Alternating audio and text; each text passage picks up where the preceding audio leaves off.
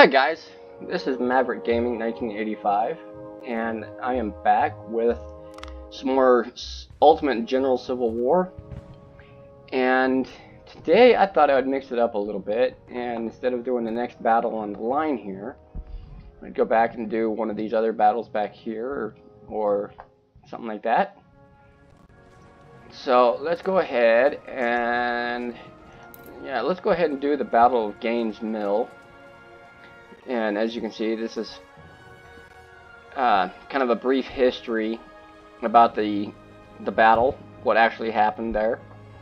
So if you want to, you can pause. If you want, you can pause the video to read that or whatever. So we're going to be going as the Confederacy, and so let's go ahead and hop into this and see what's going on here. So as you can see, we are attacking from the left, the Union left, be our right, the Confederate right. So, and these are the regiments that we have to work with. As you can see, we have 10, 17, 21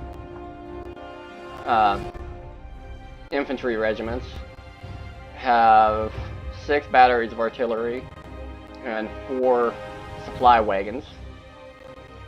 So let's go ahead and hop into this.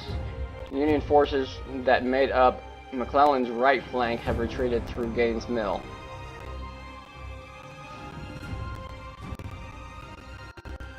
General Porter holds a defensive line along Boatswain Hill, or Boatswain Creek.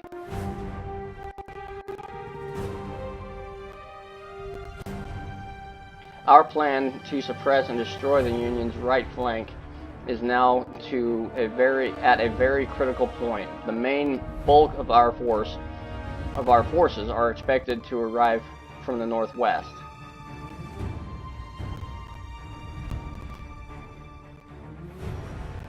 Be up here. A portion of our army under General D.H. Hill is ordered to maneuver to the east and flank the Federals. Or the Union. Same thing. We must coordinate our attacks from multiple directions and pass through the Union defenses.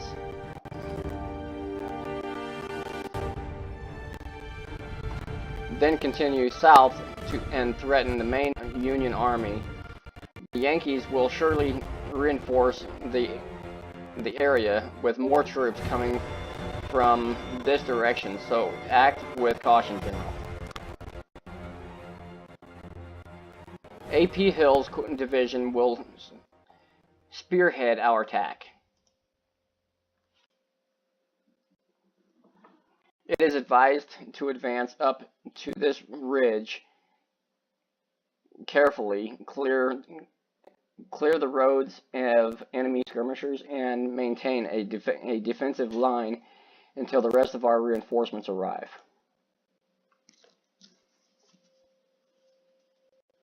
General, only attack the Union lines behind Boatswain Creek if it is practical. Their position is strong. Good luck. Okay, so here we go. 1st Division. Looks like we got 2 regiments of infantry here, or 2 brigades of infantry rather. And there goes General A.P. Hill. I'll pull him off to the side over here, because I want to try to keep him back a little bit. Excuse me. And we're going to post up in this open field here. Now there's going to be skirmishers along this tree line, right in this area, in this wooded area here. And so I got 3,500, 3,129, 2,610 men in each of those positions. Words are hard today. All right, so here's a. Oh, looks like they're dropping pretty fast.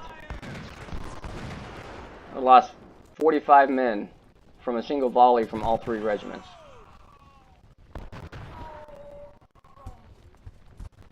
We've lost 2 men in this. 4 men.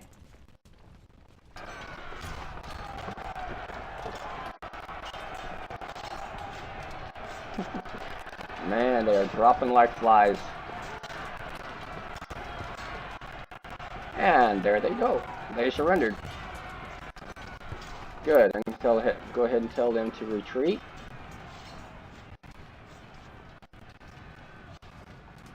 And I'm going to bring up the rest of our reinforcements. Okay, so okay. So they want us to spread out along here. Okay. Which I can do that. I'm going to move them at the double quick. Yankee prisoners, man. Okay.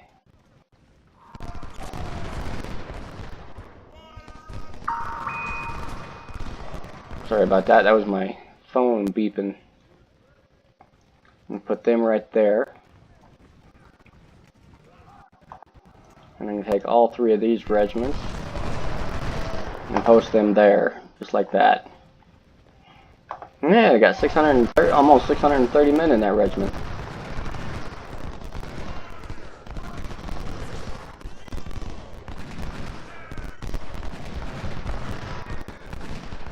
Yeah, I got more men in my regiment, bitch.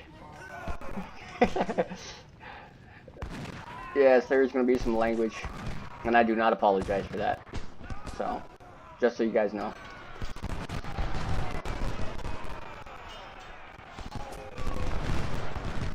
Post them like that.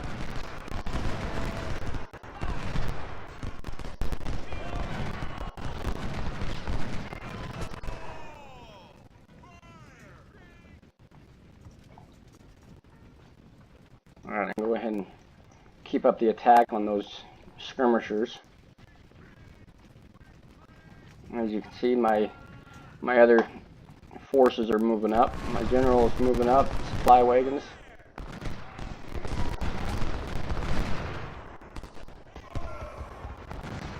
Looks like they're going to escape on me. Which, that's fine. I'll get them later. Because their main force is going to be right here. Is where their main force is going to be. On this defensive position here. And then there's going to be some that will come up later. Over... Yeah. Because it opens up a little bit more back into there. Oh, maybe they won't. Maybe they're going to regroup.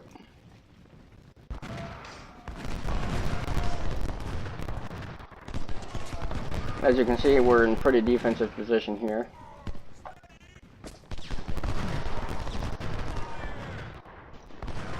So we're going to go ahead and keep advancing with these. And I wish our artillery moved a little bit faster.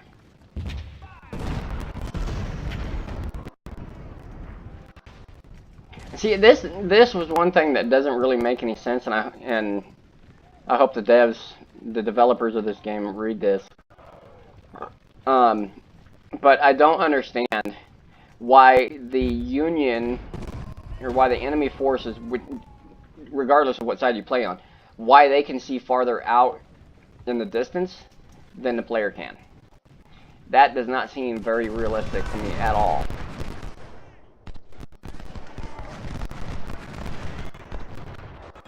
Yeah, they're firing on General Porter here. He might just get himself killed if he's not careful.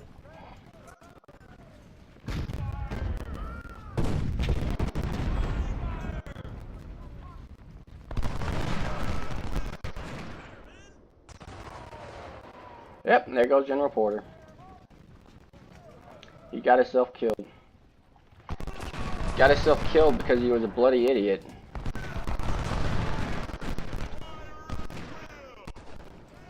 Alright, so these guys can take a little bit more damage. Because there's a little bit more, or a few more men there. So what I'm going to do is I'm going to take and have them deal with this skirmish unit here. Which they are, chasing them back. And that's for right now, that's all I need them to do.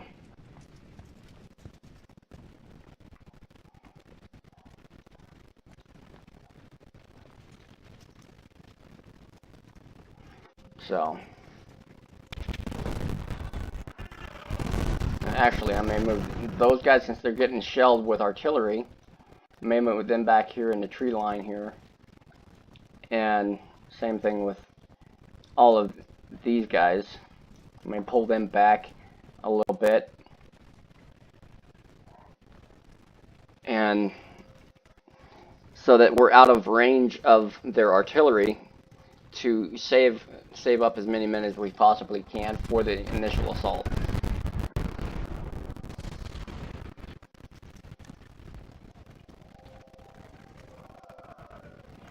Which the Union can see me farther out than I can see them. They have a wider range of visibility. And if you were an actual commander of an actual brigade in the Civil War, or any war for that matter, you wouldn't have a limited range of view. Okay? You would be able to, from this ridge right here, have your troops positioned right here on this ridge and see everything, you know, from this ridge here to this ridge over here. Okay, that's not so, you know, it's not so with this game, and I don't understand why exactly that is.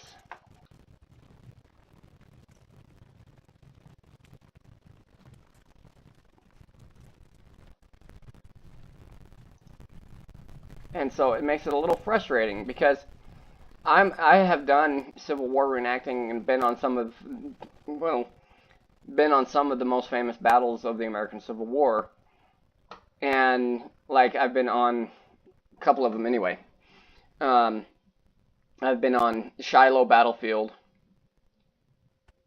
I've been to Gettysburg multiple times. In fact, I even got invited when I was doing my Civil War reenacting and stuff. I was even invited to the actual battle of the American Civil War, to participate in the 150th anniversary of the Battle of Gettysburg. And I could see the entire battlefield. Okay? Or at least the portion of it that I was on. There was no visibility, right? What's the word I'm looking for? Restrictions on my field of view for that battle. You know, if I was a commander, I could see clear across to the enemy forces and see what they had. You know, this game is a good game. I like it.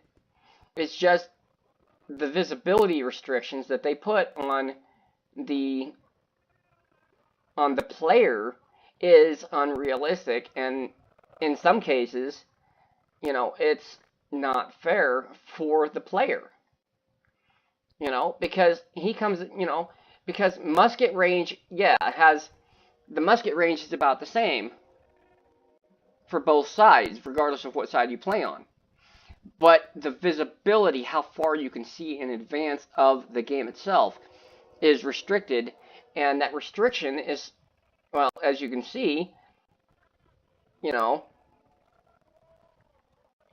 I can't see past this darker line here. Anything past this darker line, I can't see it. And I don't understand why that is. Now, I understand that it's to make the game a little bit tougher, but let me have the same visibility as the enemy. Okay, let me have the same visibility as the other side of the game. You know, as the other side in the game, because clearly they don't have that kind of that visibility restriction. Okay, and so, you know, it's just one of those things that kind of irritates me a little bit about the game. I love the game. Like I say, I love the game. It's a great game, because it allows you to do things that otherwise you wouldn't be able to. But it's the visibility restrictions of the game that make it a little, you know, well, that's not really realistic. you know. And so yeah, it's frustrating. It really is. It really is. Now there is a point on the battlefield here that kind of opens it up a little bit, I believe. And there's another one going to come up over here. So basically now what I'm waiting on is, and I apologize for ranting there. That was my rant for the day. And so anyway, what I'm waiting on now, and there's not a whole lot going on, but what I'm waiting on now is my reinforcements to come up here in a few seconds. And then once they come up, which they should be here by now, they usually are. I don't understand why they're not here already. But then once they come up, then we'll go ahead and make our initial assault on this force here and take these two positions here with these troops and our reinforcing troops as well. Alright, so that should be happening here momentarily. Yep, here they come. Or they will be coming anyway.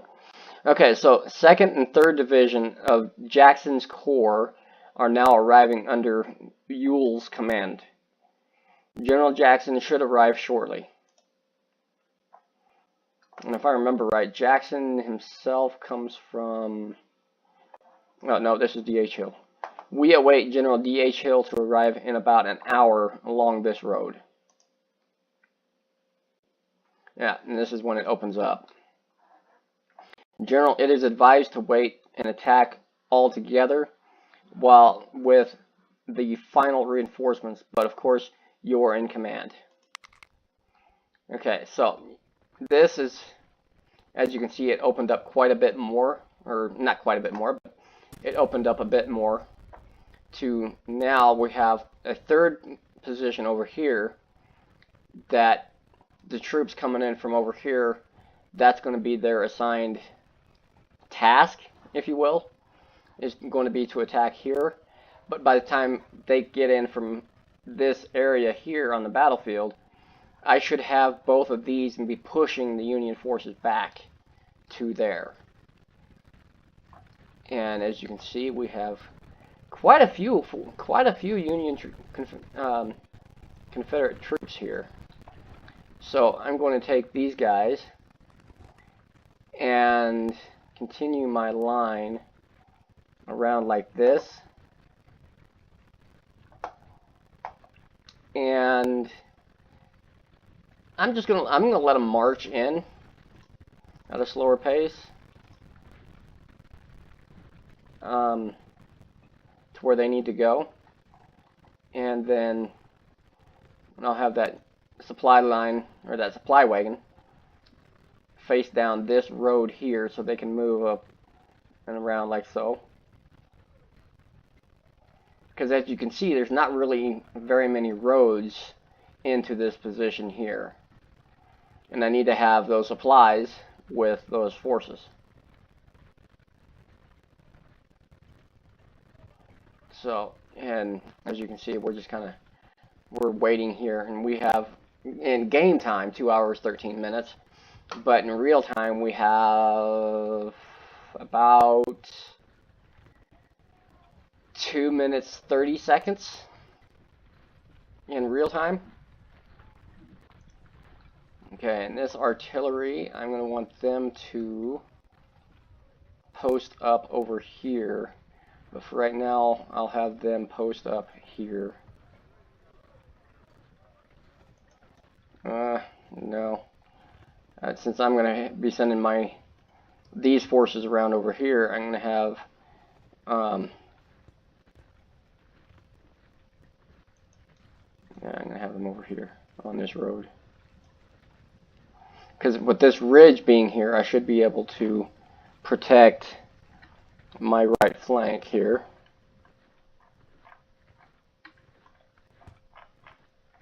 Okay, what the heck? There it is. Now, as you can see, I just changed my field of view. Now I can see terrain a little bit better. Not that I couldn't see it before, but now I can see it a little bit better. So we have a ridge line that comes down here. We have a little bit of a ridge here. And then we have a pretty decent ridge here. And by putting my artillery on this road right here, they will be protected from, or they'll be out of sight from the Union lines here. Now the troops that are going to be along here are going to be exposed, but there's nobody on this flank. And so my hope is when these guys over here make their assault here, that I can hit them on this flank and push them, push the Union forces back along here, and at the same time, because there will be more forces coming, I believe, from this area here, and they can come into here, and I can push into here a bit. So this is actually, putting my artillery here is actually a good place for them, because they can come up on this ridge line right here when I make my assault and hit here. So I'm going to take this artillery here and post them here on this road, kind of facing that direction a little bit.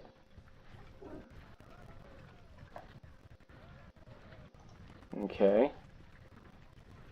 Not sure why you guys stationed up there when I told you guys to post up here. That's interesting.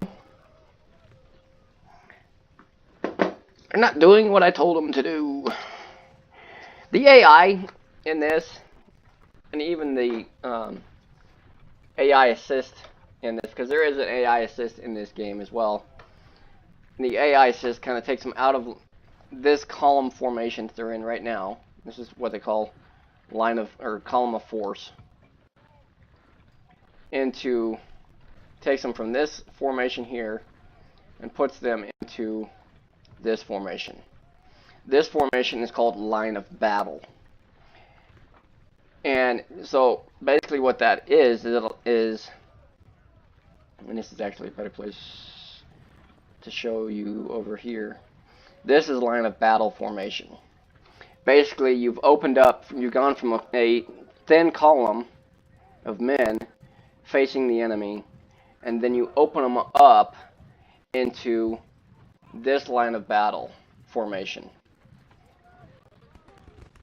And troops during the Civil War were trained rigorously trained to go from a column of fours to line of battle very rapidly, because most of the time when they went into battle in column of fours, they were under fire, and they had to, and so the tensions were high, and people's anxiety was through the roof, but they still had to go from column of fours, which was not a fighting stance for the army, into a line of battle formation. And they had to do so very rapidly, and if they didn't do so very rapidly, then they were basically a perfect target for a well-aimed artillery shot. Because if they marched into battle in column of fours, a well-aimed artillery shot would take out 70, 80 men at one time. And so they went in from a column of fours into a line of battle. A line of battle usually consisted of two ranks. Now, this is not a very good example of that, but they went from a column of fours, which was 4 people side by side marching down the road, and they had a bit of a spacing between the first 4, second, and so on, into a double rank formation facing the enemy. And they did so so that you had as many guns as you possibly could come to bear on the enemy. And both sides did this, and this was a common practice, clear up from the Napoleonic time period, where they had flintlock muskets, to the Spanish-American War in Cuba. They were still using, and even into a bit into World War I. World War I, they were still using some of the same type of line of battle formation, but it was more of the trench warfare during World War I. And trench warfare didn't start happening, that didn't come into effect until towards the end of the American Civil War, is when trench warfare started to come into play. And the Union went with kind of an open topped trench that was dug down into the ground, and then you piled the dirt up on one side facing outward, and so it gave your men a place that they could get in and hide. The Confederacy, however, their trench warfare, or their trenches, were more of a covered type of warfare, or type of trench. It wasn't very deep into the ground, but it was enough that troops could be in there and still have room to fire through an opening in the between the roof of it and underneath. And they did so as kind of an added protection, if you will, of from artillery and grenades, because they did have crude grenades during the American Civil War, and it was kind of difficult, and they were crude, and they were more like porcelain with dynamite in it, is basically what it was, but they were still efficient. But the grenades were used more in forts and fortified positions and garrisons and those types of things. Okay, so as you can see, we have D.H. Hill has finally arrived on the battlefield. Okay. Nope. Okay, so now I'm going to station or post them along here, like this. And because the Union does have artillery and cavalry, I'm going to post my artillery along like so behind my infantry line.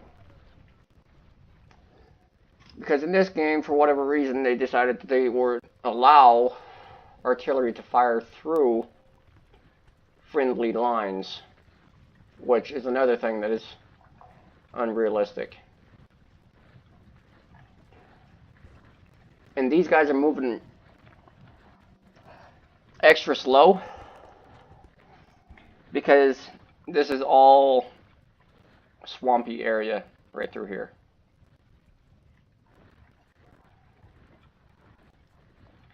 From here all the way over to,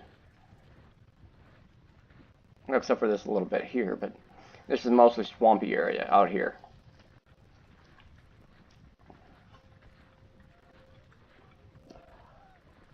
So I think, okay, I don't need D.H. Hill running out there and getting himself killed. I think I'm going to go ahead and have these guys double time, just to kind of move things along a little bit, because they are going to be facing some skirmishers, and there is a bit of a force, Union force, that's spread out through this area here. Okay. And then my artillery will come in behind my infantry. Okay, it doesn't seem like you guys are moving very fast. I guess you are.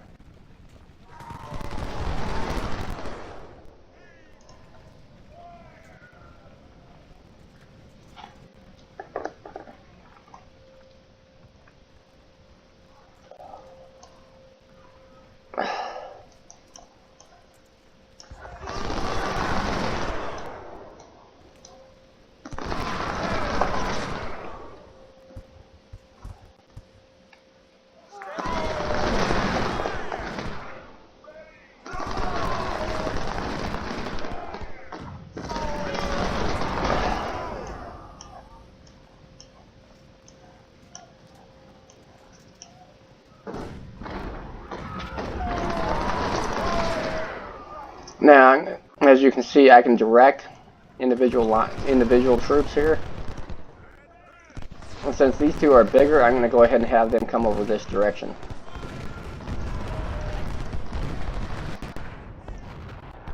As you can see, there is 623 Union cavalry out here as well.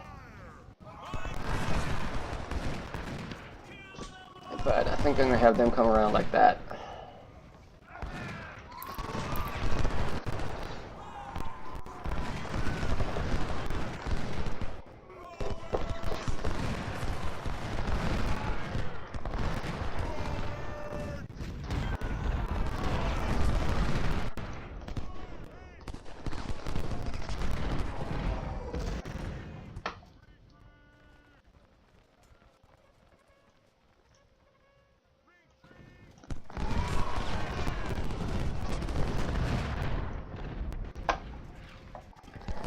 Keyboard kind of got messed up here a little bit.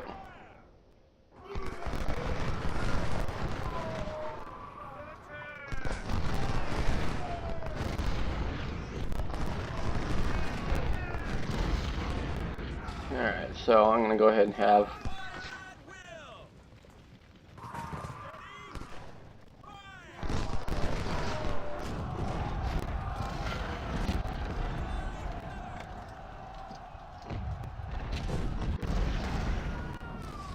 as you can see, there is some supplies, and there's a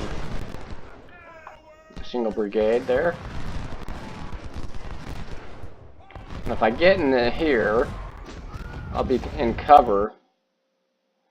Okay, so now they're going to have, I think they're going to have, yep, Longstreet's division is here, but Jackson is still absent. Quickly, General, send him to support the attack, and let's hope Stonewall makes it to the battlefield. Words are hard today. Before the end of the day, we must push the Union south of those ridges, prepare the final assault with or without Jackson. Okay. So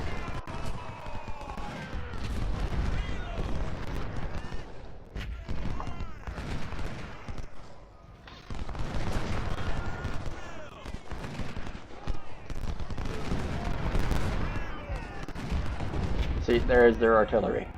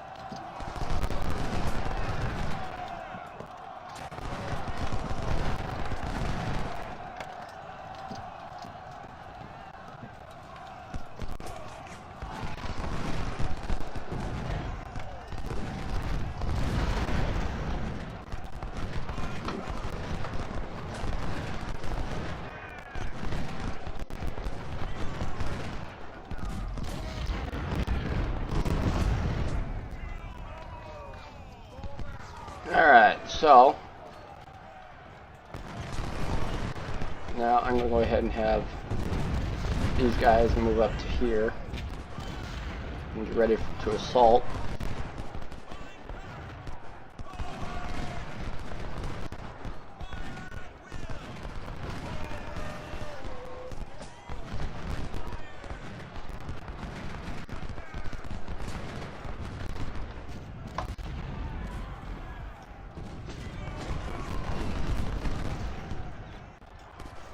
Alright.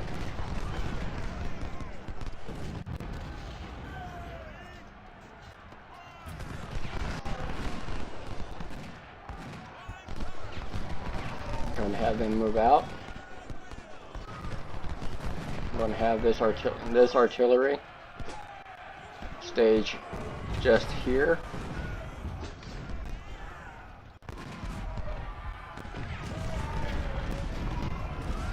Have those guys push forward.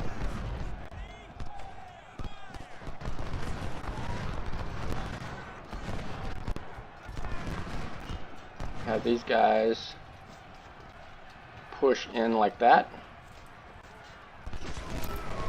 Go ahead and have them move as a double quick. Now, as you can see, they have gone from a line of battle formation into a column of fours. Now once they get to back here, they're going to switch back into a line of battle and open fire on these positions, like right there.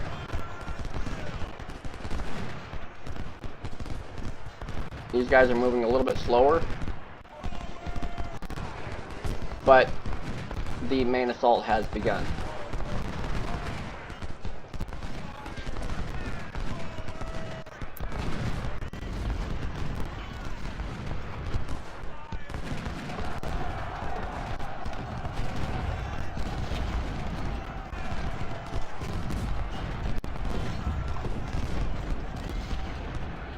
Alright, so I'm going to have these guys come up to here.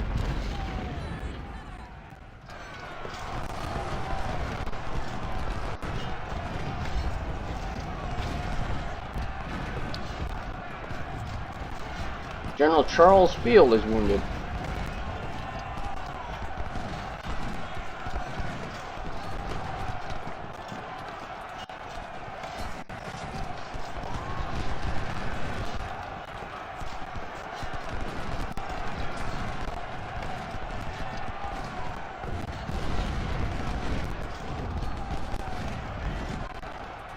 That's not good. Alright, I'm going to want these guys positioned just behind my supplies. I want my supplies positioned just behind the artillery. And as you can see, we are pushing them back quite rapidly, actually. Alright, and these two, I'm going to send them over here to deal with this artillery.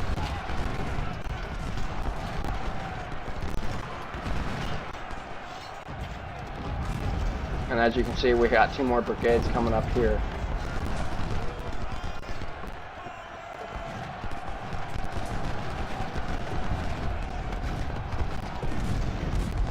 And we get these guys back in the fight.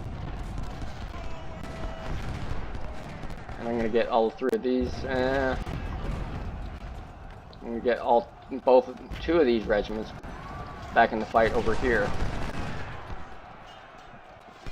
This one I'm going to push down because there's going to be skirmishers probably down in this area here, because I don't think... Okay, so I'm going to bring up my artillery now and post them up over here.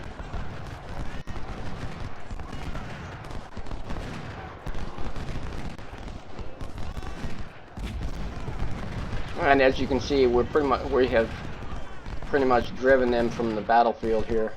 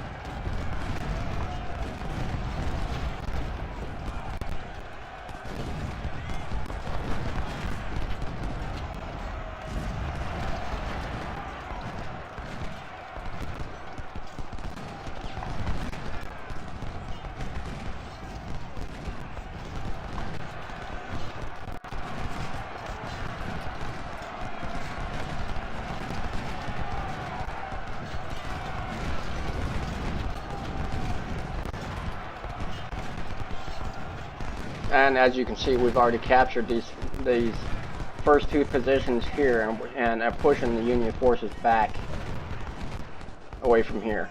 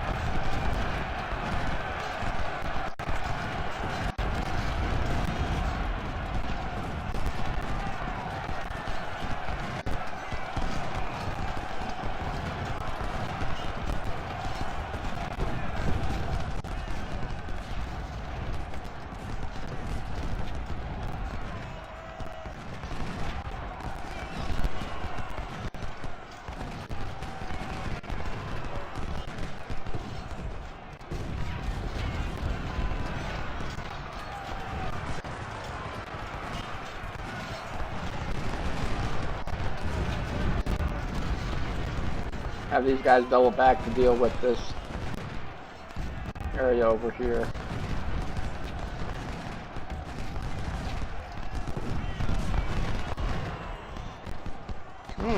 We have a Union supply surrender here.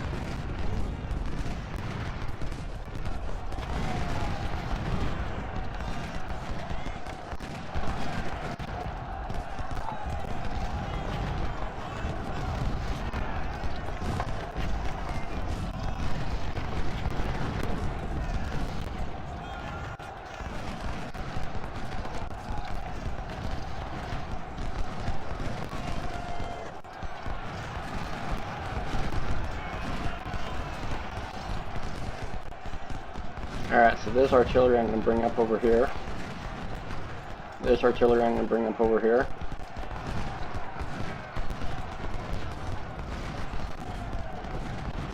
And those guys are being shot in the ass.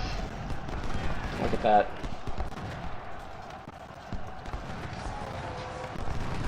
I'm going to have both of those regiments stay on those two units there.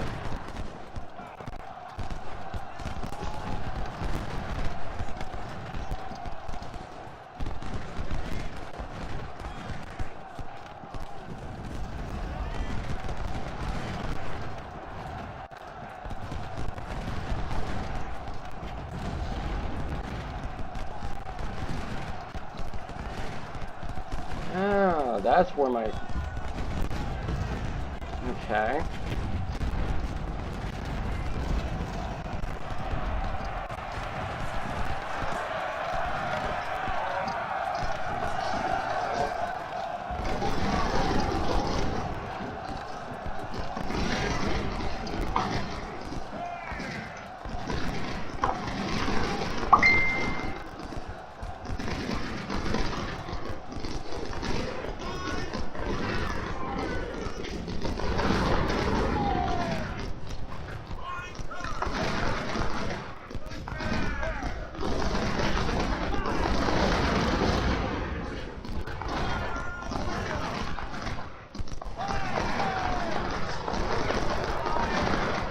I'm gonna be sneaky with this regiment. I'm gonna see if I can sneak them in there.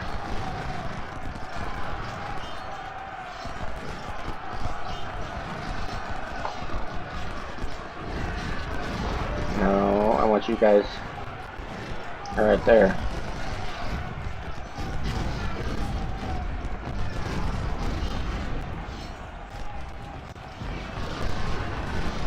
Ooh, nice.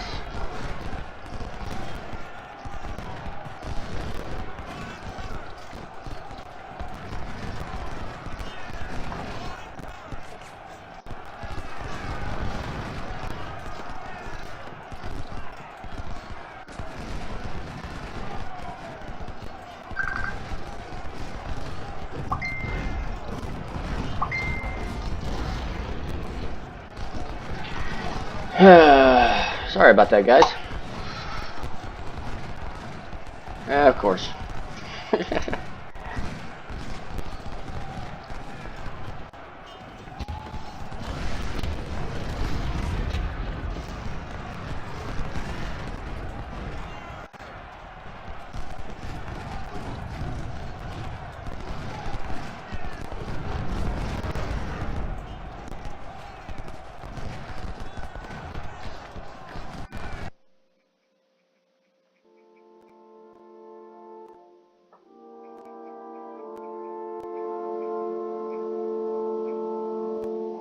Okay.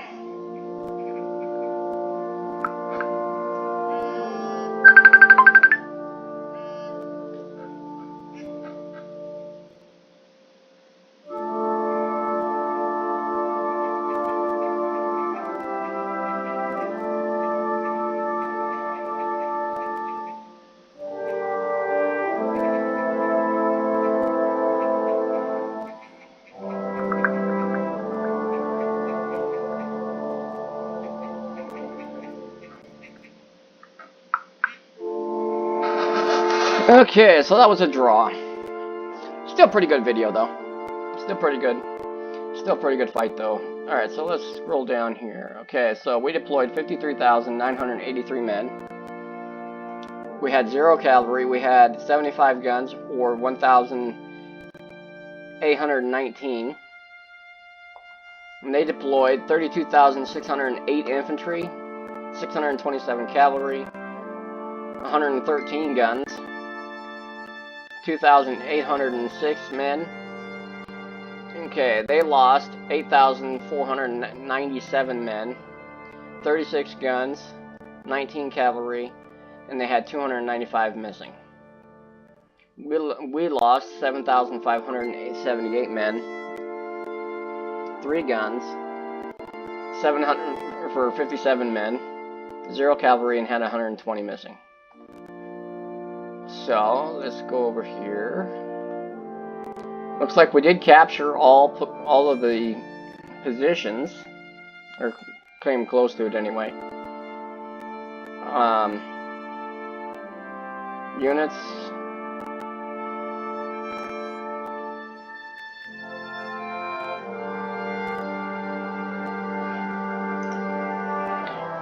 Promotions.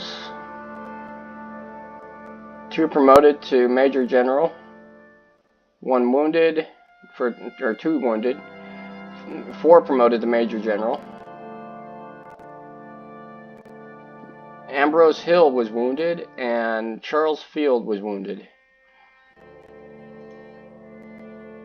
And then we can scroll down through here, see what got captured.